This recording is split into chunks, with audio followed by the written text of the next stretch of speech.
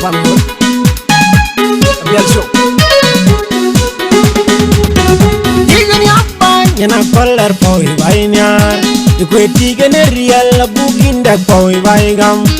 Dem kuwa gaiden tu weden apunyi walin yana lek pandi jago. Dem kuwa gaiden tu weden apunyi walin yana lek pandi jago. Abugin ni mchida kon manya na calling chida kwal. Abugin ni mchida jol. Mado changi da kwal. Patay kiden yabai ina buk yana kwal dem. Waiwal nyan ding wol wadior nyan longan abola yana rumo erbandun jenele ngod vainu jang jenele ngod vainu pandu ni gai piat abugin ni mchida kon manya na calling chida kwal abugin ni mchida jol do changi da kwal kuma kiden warwai ina yen nyan na gai makin kiden wardi ina yen nyan na gai kumandun ngok pinwan mandun agoku pinkar we ga buk na golden na kolda koi baigam abugin ni mchida kon manya na calling chida kwal abugin ni mchida jol do changi da kwal.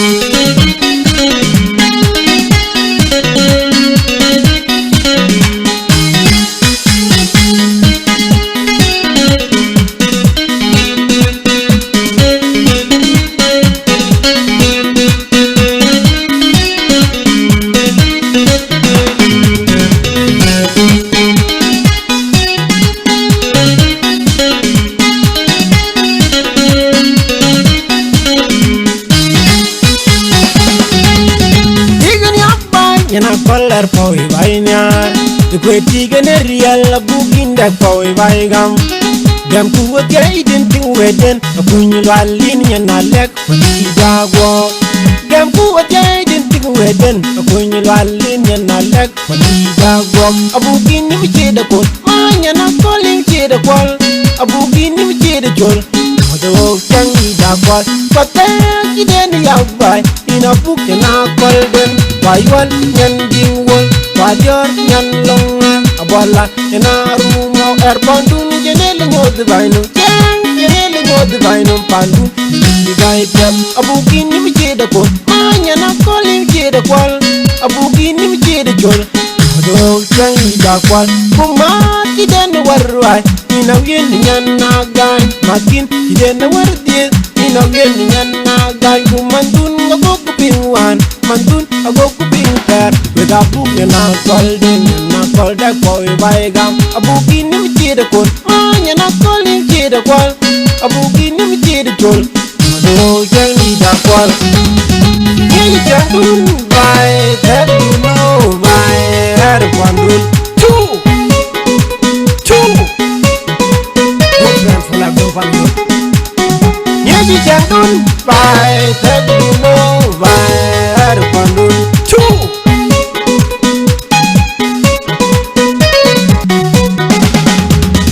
Tigan yappa yana color poi vainyar ikwe tigan real bugin da poi vaigam. Dem kuwa gaiden tu weden apunyi walin yana lek pandi jago. Dem kuwa gaiden tu weden apunyi walin yana lek pandi jago. Abugin ni mchida kon manya na calling chida kwal abugin ni mchida jol mado changi da kwal.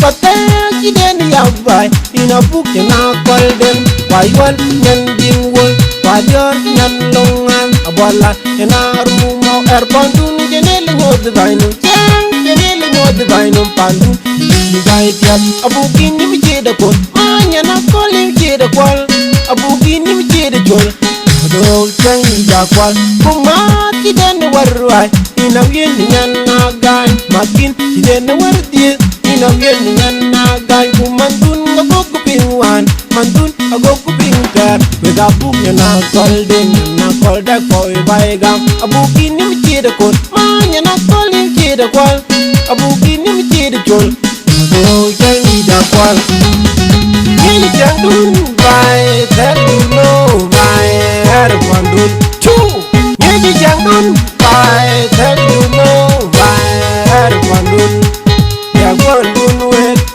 da pandun we boy da pandun we panna kwal da pandun we par pandun we yeli jandun bai that you know bai yeli jandun two friend full of dong pan wol